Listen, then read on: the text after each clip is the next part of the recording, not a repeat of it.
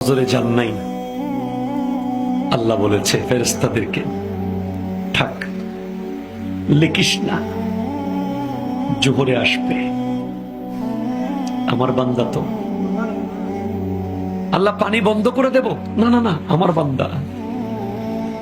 খানা বন্ধ করে দেব, না না না, আমার বান্দা। আমি না গাফফার, আমি আল্লাহ না ক্ষমাকারী। আল্লাহ দোষগুলো দুনিয়াকে দেখাই দেব, না না না, আমি সাত্তার। রহমতের চাদর দিয়ে ঢেকে রেখেছেন। আপনি জান নাই, আপনাকে হাইয়া আলা সালাহ বলার পর আবার হাইয়া আলাল ফালাহ বলেছেন। হাইয়া আলা সালাহ বললে হতো, ফালাহ কেন বললো? আরে তোর লাভের জন্য আয়।